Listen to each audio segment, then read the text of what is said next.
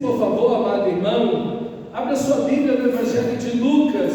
Nós estamos meditando em como seguir a Jesus no caminho do milagre. No caminho do milagre. Como seguirmos a Jesus no caminho do milagre. E eu acredito que todos nós, em alguma medida, precisamos de um milagre. Em alguma área da vida, em uma situação da vida, todos nós precisamos, em uma certa medida, se não agora exatamente, mas ou precisamos, algumas semanas atrás, ou precisaremos daqui a um pouco tempo. Então, meditar nesses textos onde Jesus opera milagres é extremamente importante, não pelo milagre em si, mas por quem Jesus é. É fantástico ver a grandeza de Jesus nesses milagres. Aqui está um milagre que toca muito o meu coração.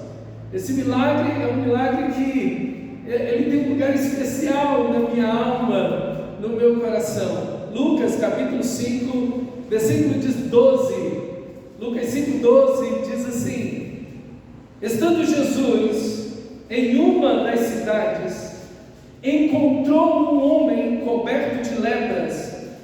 Quando ele viu Jesus, prostrou-se com o rosto em terra e suplicou: Senhor, se quiseres, podes purificar-me.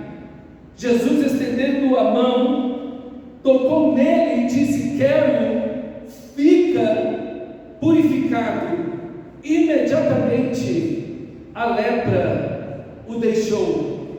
Então Jesus lhe ordenou: não conte isso a ninguém, mas vai, apresente-se ao sacerdote e entrega pela sua purificação a oferta que Moisés ordenou para que lhe sirva de testemunho. Todavia, as notícias a respeito dele se espalhavam ainda mais, de forma que as multidões vinham para ouvi-lo e para serem curadas das suas doenças. Jesus, porém, retirava-se para lugares solitários e orava. Esse texto, o relato dessa cura desse homem leproso está nos 3 evangelhos: Mateus, Marcos e Lucas. Não está no Evangelho de João, mas é extremamente importante e foi uma marca logo no início do ministério de Jesus. Desata-se aqui mais o impulso para que o nome de Jesus, a popularidade de Jesus, começasse a ser reconhecida em todo Israel, em todo o povo de Deus daquele então. Mas é um texto extraordinário, porque ele mostra um encontro do amor e da soberania de Cristo Jesus com uma situação tão terrível como a desse homem que era lepra. E esse encontro é tão vívido, é tão extraordinário, que muda completamente a sorte, a vida, o futuro desse homem, muda toda a sua vida. E quando nós encontramos, e quando nós somos encontrados, tanto pelo amor, quanto pela soberania de Deus em nossas vidas, toda a nossa vida muda para a glória de Deus. E passar pela vida sem encontrar esse amor soberano de Deus por nós é muito duro, irmão, é muito, muito difícil. E a visão que temos aqui é o que o texto sagrado vai dizer: é um homem que está coberto de lepra, ou esse homem está tomado de lepra, ele está cheio de lepra. O verbo aqui pleros, quer dizer transbordando de lepra. A lepra se via em toda parte do corpo desse homem. Não há nenhum pedaço do seu corpo que esteja são. Ele está tomado de lepra. Então isso já indica que é um homem que tem provavelmente aí 20 anos arrastando essa doença, que era próximo mais ou menos de uma pessoa, 20 até 30 anos, que a pessoa sofria de lepra naquele momento. E ele, para estar nessa condição, mostra que ele já está arrastando a lepra por muito tempo. E a lepra é uma bactéria que vai comendo os tecidos, ela come os nervos, ela afeta os nervos, ela come as extremidades do corpo, como dedos, nariz, orelha. Ela vai deformando a pessoa por inteiro.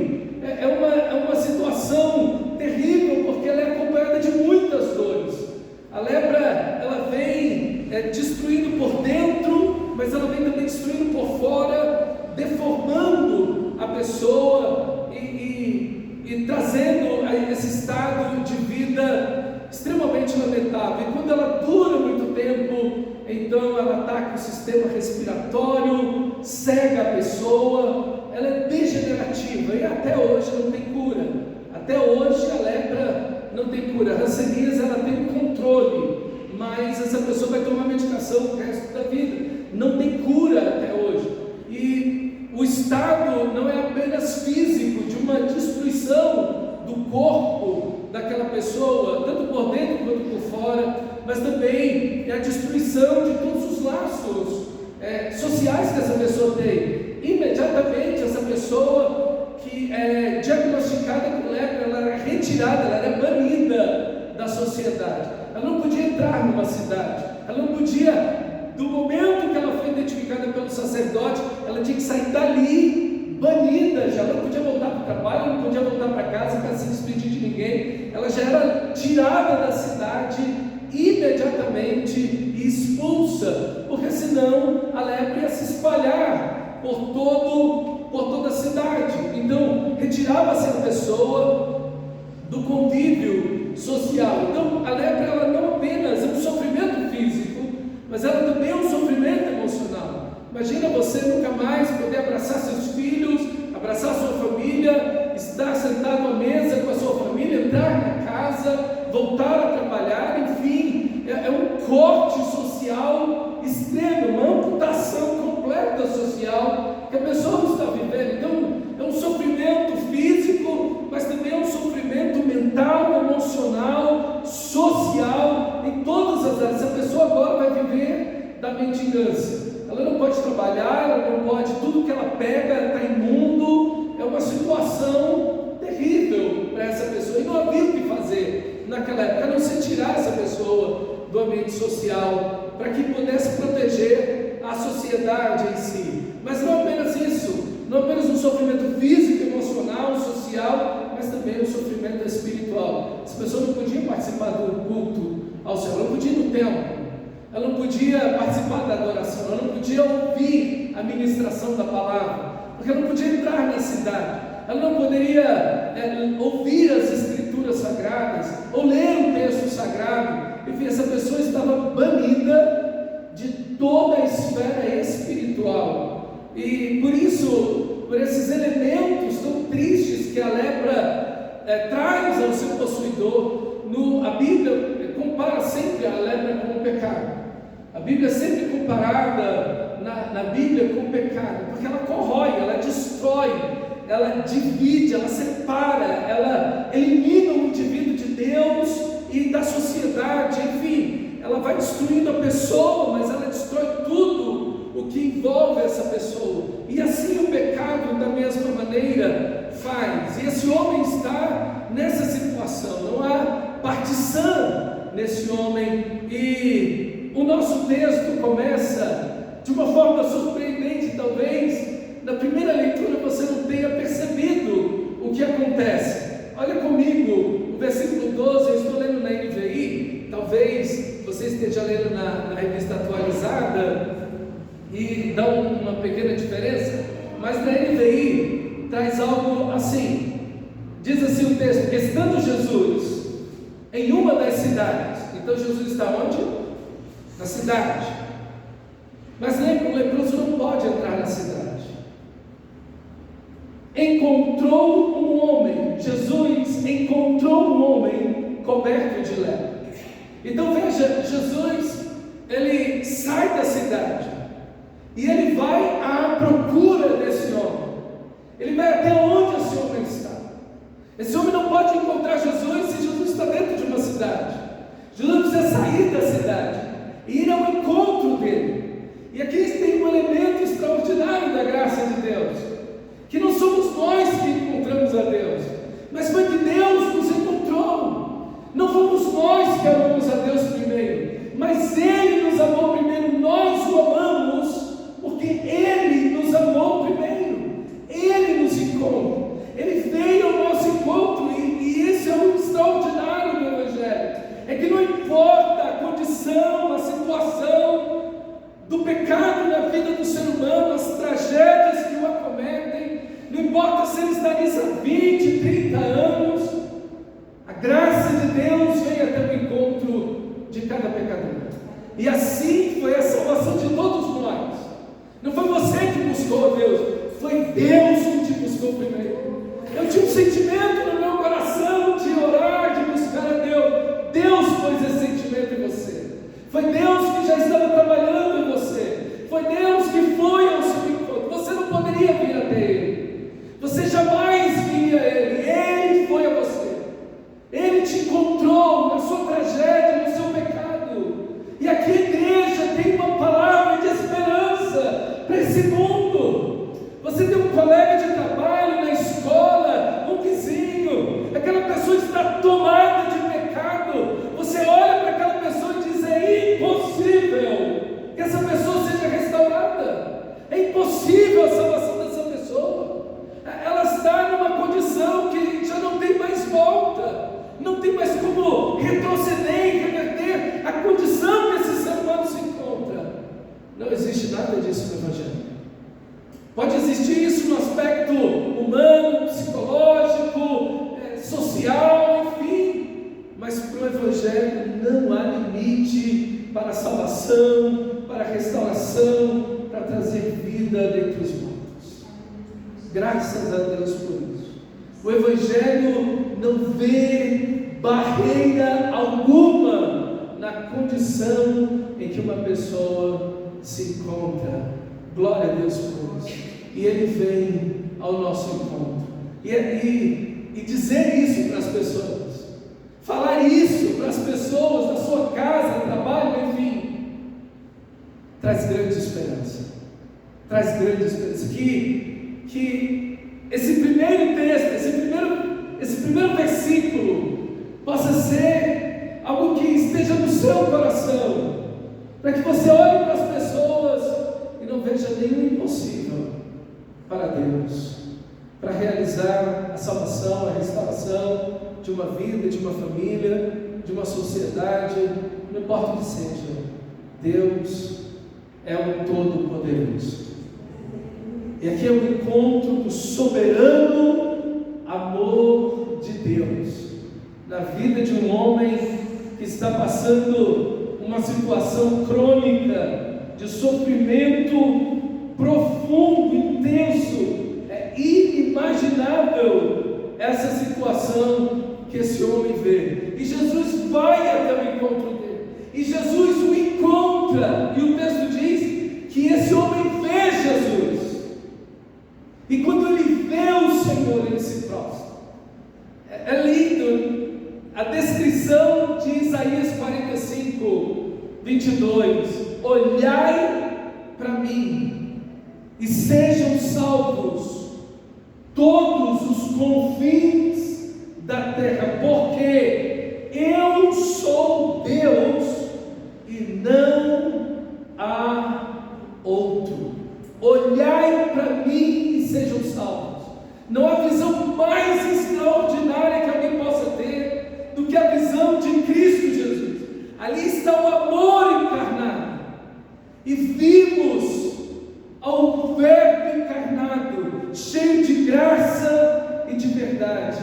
Vimos a sua glória, a glória do unigênito do Pai. Irmãos, não existe uma visão mais grandiosa do que essa. Não existe uma visão que traga mais esperança do que essa. Ver a Jesus. E aqui está a salvação. Como alguém é salvo? Isaías diz: olhai para mim e sede salvos. O que você tem que fazer é olhar para Cristo. Você não tem nada a fazer a não ser olhar para Ele e colocar nele a sua esperança. Aqui está a salvação desse homem. Diante da visão em ruína, em sofrimento, de desesperança, sabendo que iria morrer daquela lepra, ele não tinha nenhuma perspectiva de vida. Que perspectiva ele poderia ter? Perdi tudo que eu tinha. A partir do momento que eu me tornei leproso, e eu venho arrastando essa vida miserável há décadas. E como eu já tenho visto durante esse tempo dezenas e centenas de leprosos como eu morrendo, assim caminho eu na mesma direção. Mas Jesus vai ao encontro dele. Jesus vai ao encontro dele e ele olha para Jesus. E a salvação está aí. Meus irmãos, a salvação dentro das religiões, ela é posta pelas obras. Você faz algo para ser salvo. Você faz boas obras para ser salvo. Você ora para ser salvo. Você faz coisas religiosas para ser salvo. No Evangelho não. No Evangelho você olha para Cristo. Você crê em Cristo. Ele salva você pela fé, não pelo que você fez, porque tudo que um leproso faz está contaminado pela lepra. Não há nenhuma ação, não há nenhum objeto que ele toque que está livre da lepra. Tudo que ele faz e tudo que ele toca está contaminado. Assim somos nós. Não temos nenhuma possibilidade de sermos aceitos diante de Deus. Mas Deus, no seu amor, veio para nos salvar, não pelo que somos, mas pelo seu grande e eterno amor por nós. Aqui está a graça de Deus, não para nos deixar na lepra, não para nos deixar na condição que estamos, mas para nos arrancar daquela condição terrível e nos levar a uma vida de santidade, uma vida de comunhão e relacionamento com Deus. Ele não veio para nos encontrar e nos manter leprosos, ele veio para nos tirar desse estado de queda. E esse homem olhou para Cristo Jesus, e quando ele olha para Cristo, ele reconhece quem é Jesus. Com certeza ele estava de longe, Jesus já tinha realizado milagres naquela redondeza, estava ele de longe, sabia que não podia se aproximar, sabia que não poderia estar perto da multidão, seria apedrejado imediatamente.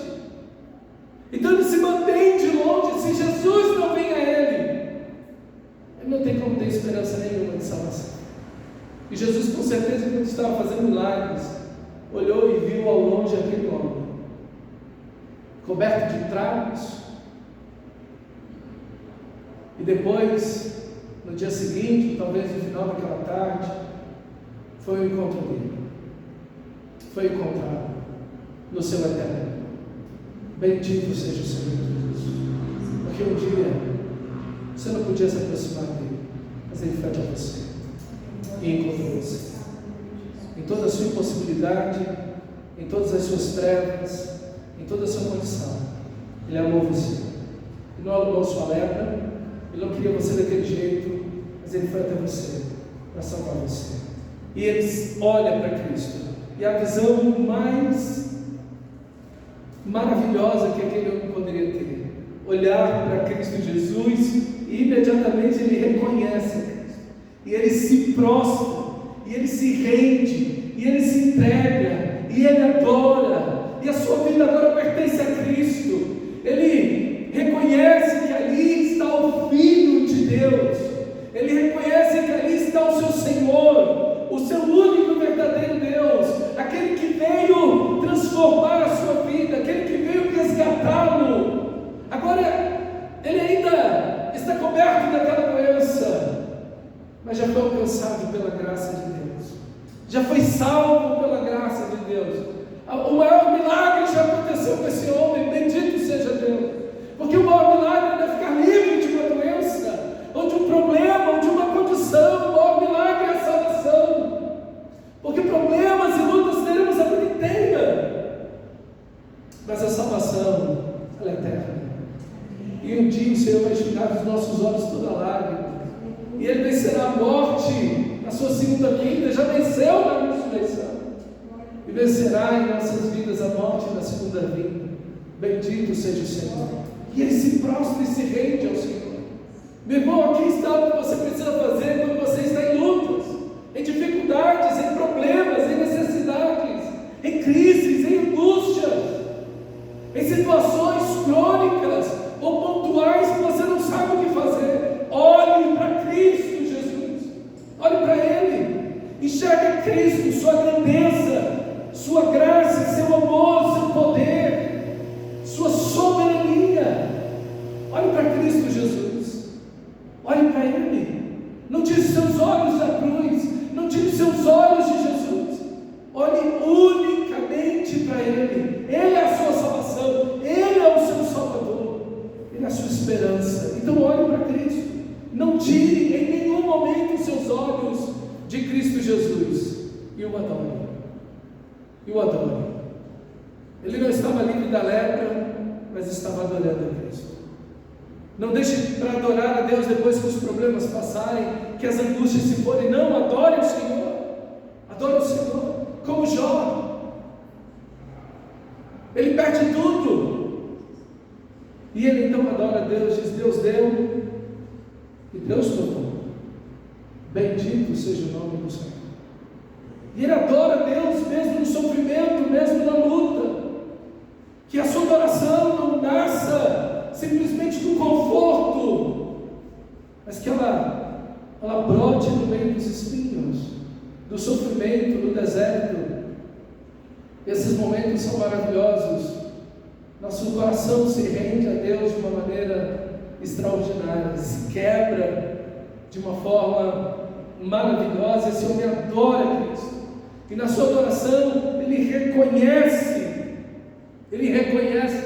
a grandeza de Cristo, a onipotência de Cristo, o amor de Cristo que vem até ele, mas o seu poder para realizar a sua vontade.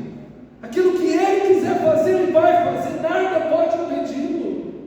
E se existe algo que tenta limitar a nossa fé, são angústias prolongadas, são problemas que se delongam em nossa vida, são doenças crônicas que persistem, insistem, e passam os anos e passam os tempos, e você começa a ver que aquilo não parece ter solução e saída. Quanto mais tempo você passa ali, você fala: não tem como eu sair daqui, não tem como eu me livrar disso. Mas saiba, adore a Deus. Quando Abraão foi chamado por Deus, ele tinha 75 anos de idade, e Deus disse para ele: você vai ter um filho. Sua esposa tinha 65, e ela já não podia ter filhos, e Deus esperou mais 25 anos, e quando eles já tinham morrido, no sentido de já não ter mais como ter filho, quando Deus o chamou, eles já não tinham como, mas Deus ainda espera 25 anos,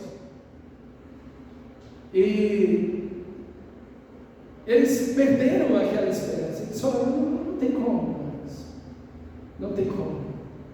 Eles já haviam enfraquecido na fé nesse sentido, mas quando a fraqueza vem, diz Hebreus que Abraão se fortaleceu adorando a Deus. Adoração é quando você não olha para você, mas é quando você olha para Cristo.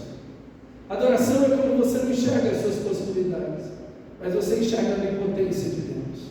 Adoração é quando você não olha a aflição, mas quando você enxerga o amor de Deus por você. Isso é adoração.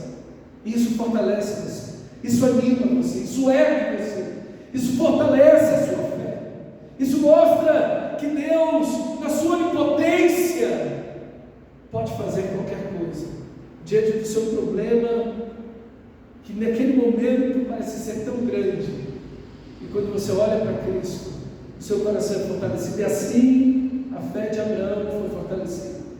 Ele vacila, Agar vacila, Sara vacila e toma Agar e dá para ele. Não tem como ter filho, ele também acha que já não tem mais como. A fé deles fraqueja, mas eles se erguem no meio da adoração, da oração. É isso que você tem que fazer: olhar para Cristo, adorar a Cristo no meio do sofrimento. Isso vai fortalecer você. Conhecer a Deus, declinar-se das Escrituras Sagradas, inclinar-se nas Escrituras Sagradas, ler as Escrituras, meditar nas Escrituras. Isso vai trazer um conhecimento de Deus para você. Isso vai fortalecer a sua fé. Então esse homem recorre à onipotência e o amor de Cristo Jesus, que o encontra naquela situação, e ele diz: se queres. Um homem que trouxe seu filho endemoniado, os discípulos não podiam expulsar o demônio, Jesus desce do monte da transfiguração. Aquele homem aproxima-se de Jesus e diz: Senhor, eu trouxe meu filho que está sofrendo tanto, e seus discípulos não puderam expulsar o demônio dele, mas se você pode. Jesus diz: o que é? Se podes, tudo é possível ao que crê. Esse homem diz o contrário. Ele disse: podes. Ele disse: queres. Como você tem orado? Como tem sido a sua oração? Cheinha de fé. Porque essa é a oração de fé. Não é se você pode, Senhor, mas se tu queres. Ele enxerga Jesus de uma forma completa. Ele sabe que ali não está apenas um homem, ele sabe que ali está o Filho de Deus. Ele sabe que ali está o onipotente Deus. Diante dele, Verbo se fez carne. Veio para salvar o Senhor. Se queres, e essa entrega ao amor, à onipotência de Deus. Senhor, se a minha vida está em tuas mãos, faça dela o que tu queres. Se o Senhor quer me curar, o Senhor pode. Se o Senhor não quiser me curar, o Senhor não vai me curar. Mas eu já fui salvo em Cristo Jesus. A minha vida está em tuas mãos. Isso é adoração, é quando nós depositamos a nossa vida irrestritamente em Deus, em suas mãos amorosas e onipotentes, e não importa o que Ele fará, vamos amá-lo para sempre. Vamos amá-lo para sempre. Isso é mais poderoso, isso é mais fé do que para receber um milagre. Exige-se mais fé para se entregar inteiramente nas mãos de Deus. Dizer: Senhor, se queres, tu podes me purificar. Ele não chegou lá pedindo: eu quero, eu reivindico, Senhor, me honre, porque eu.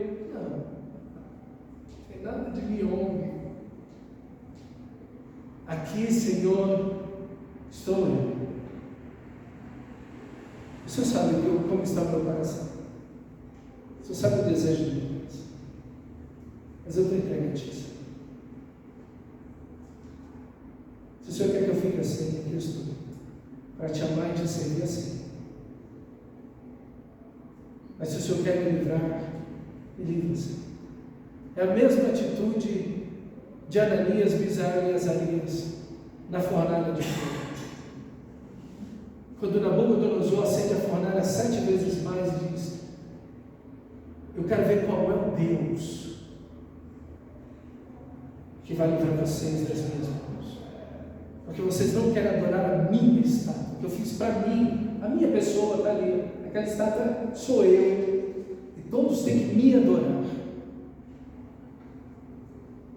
Ele disse: não, nós não vamos adorar. Nós não vamos nos prostrar. E ele acende a fornalha 7 vezes mais. E diz: eu quero ver qual é o Deus que vai livrar vocês das minhas mãos. E qual é a resposta deles? Deus vai nos livrar. Não foi essa aí. Não, pode deixar, não precisa apelar, né? A gente vai ajoelhar aqui. Não foi isso. Eles disseram para o rei Nabucodonosor: olha, não nos importa se vamos viver ou morrer. Isso não está em nós, está nas mãos do nosso Deus. Se Ele quer nos livrar, Ele nos livra. Se Ele não quiser, entregaremos a nossa vida em louvor a Ele. Jamais adoraremos a tua estátua. Isso é fé. Isso é fé. Isso é fé. É fé para permanecer na situação difícil, e a fé para se curar. Não importa. A adoração verdadeira é essa entrega a Deus, em que minha vida não pertence mais a mim, mas Ele vai fazer comigo o que Ele quer, e na condição que Ele me colocar, e que eu permanecer, eu vou amá-lo, vou servi-lo, vou adorá-lo, sem me ressentir dele. Sem me ressentir dele. Vou amá-lo da mesma forma, estando no sofrimento, quanto estando curado dele. Senhor, se queres, tu podes me glorificar. Assim tem sido a sua oração. Senhor, não importa as circunstâncias, eu vou te amar. Senhor, não importa o que aconteça, eu vou amar o Senhor. Eu vou servir e não vou me ressentir de ti. Não vou me ressentir porque eu estou no problema. Não vou me ressentir porque eu estou doente. Não vou me ressentir porque eu estou nessa condição. Eu vou te amar e vou te adorar no estado que o Senhor me colocou. Isso é fé. Isso é fé. Essa fé não é muito ensinada. Porque talvez ela não atraia muita gente. Porque a fé, o discurso que atrai é: quem quer milagre? Aí o pessoal chove, né? Todo mundo quer milagre e tal, aquela coisa. Mas essa é a fé que a Bíblia nos ensina. É a fé que não importa. Quando Deus me salvou, não pertenço mais a mim mesmo. Estou totalmente entregue a Ele. E Ele vai fazer comigo aquilo que me agrada. Isso é fé. Isso é fé. E Ele se entrega inteiramente ao Senhor. Se queres, tu podes me purificar. Tu podes me tirar dessa situação. E Marcos capítulo 1, versículo 41 diz assim, é o mesmo texto, diz: Jesus, cheio de compaixão, estendeu a mão, tocou nele e disse: quero, seja purificado. E imediatamente a lepra o deixou e ele foi purificado. Aquele homem estava cheio de lepra por 20 anos, mas Jesus estava cheio de amor por toda a eternidade. Que Deus gracioso! Quanta misericórdia! Quanta graça de Deus, meus irmãos! Que coisa maravilhosa é o nosso Deus! Cheio de amor, cheio de compaixão, cheio de misericórdia, cheio de graça. Olhando a condição daquele homem, sabendo tudo que ele estava vivendo e havia perdido, seu coração estava cheio de compaixão. Não importa se a sua vida está cheia de problemas, lutas e dores, o nosso Senhor está cheio de amor por você. E infinitamente maior é o amor de Cristo por você do que a soma de todos os problemas da sua vida. Porque Ele te amou sempre. Nunca houve um tempo em que Ele não tenha te amado na eternidade passada, e jamais haverá um tempo que Ele deixará de te amar. Esse é o nosso Deus. E aquele que nos escolheu em Cristo antes da criação do mundo. Ele nos amou antes da criação do mundo. Ele nos amou sempre. Sempre. Nunca houve um dia em que Deus não tenha amado você. Então, cristão, Deus nunca vai te deixar. Ele nunca vai te abandonar. No seu sofrimento, na sua luta, na sua dor, o seu Senhor está cheio de compaixão, misericórdia, graça. Ele sofre junto com você. Ele está junto com você no sofrimento. O que você precisa fazer é encontrá-lo na adoração.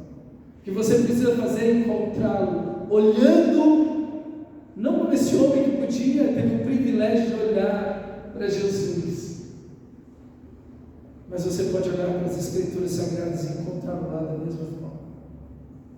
E ouvir a sua voz quando você abre a palavra de Deus.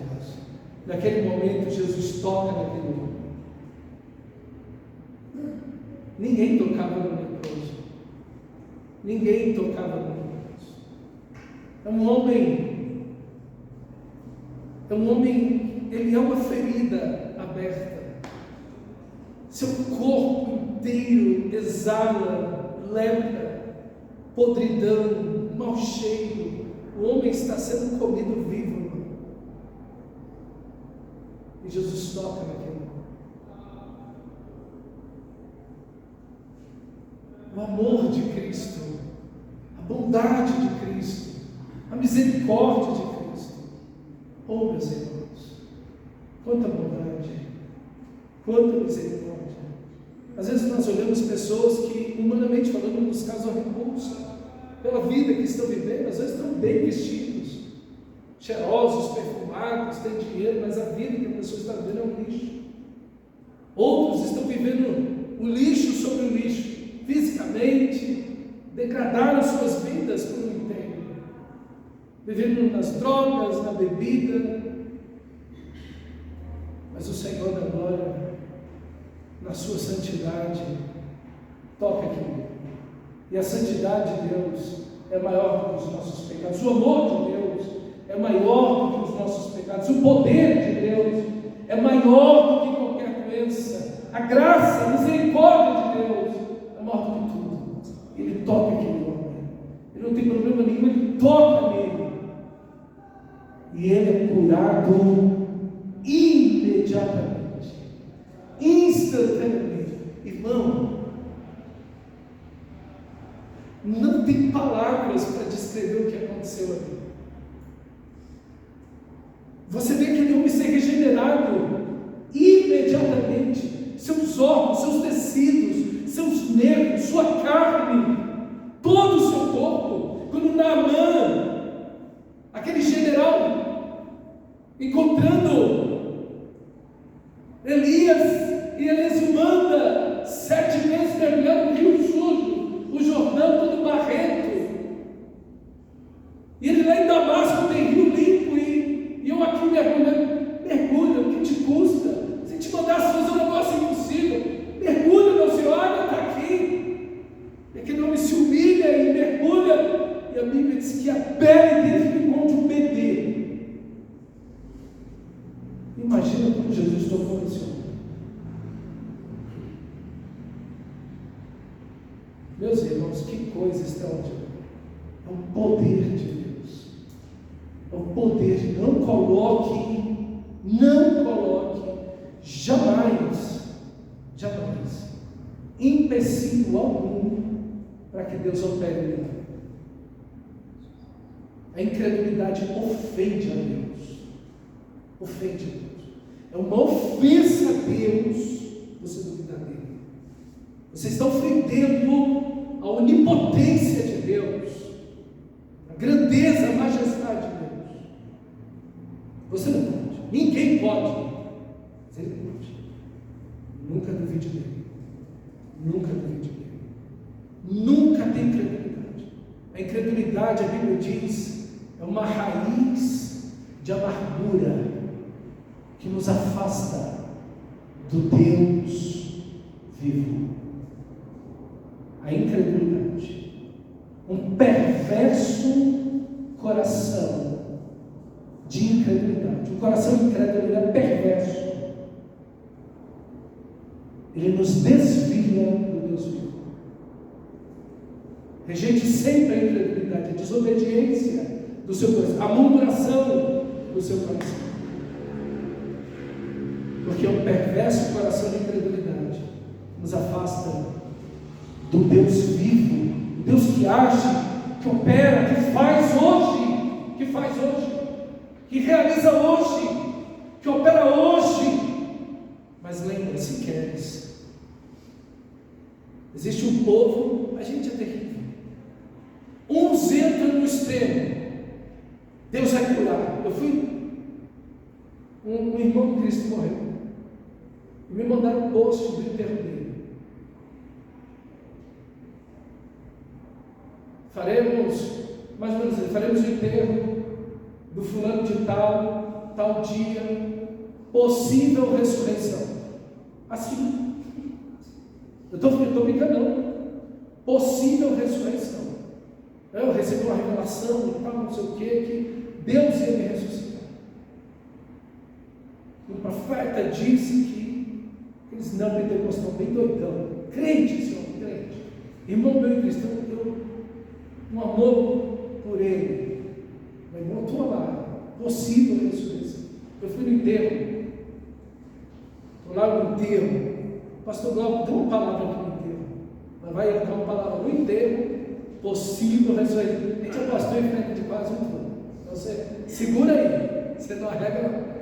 Aí, eu fui na esposa dele antes, do irmão em Cristo, dormindo lá em Cristo. Lá vai eu falar, irmão, nosso irmão, Deus quis levar, morreu, vai ressuscitar na segunda vinda, glória a Deus por isso.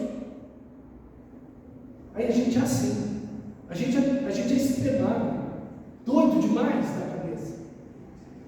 Deus vai fazer, Deus vai. Do outro lado tem um grupo que diz: não, Deus não faz mais nada hoje não. Não, Deus não faz mais. Milagre hoje? Não, Deus não faz mais. Deus cancelou. Cancelaram Deus. Deus não faz milagre, não há dons, não há nada. Deus não faz nada. Agora abre a Bíblia e mostra um versículo que diz que Deus, depois do Novo Testamento, não faz nada. Ele deu um versículo que eu me lembro. Por que a gente não é igual esse leproso? Por que a gente não consegue orar igual esse leproso? Deus, se tu queres, tu podes me purificar. O Senhor pode, mas se o Senhor quiser. Se o Senhor não quiser, eu vou ficar aqui te servindo do mesmo jeito.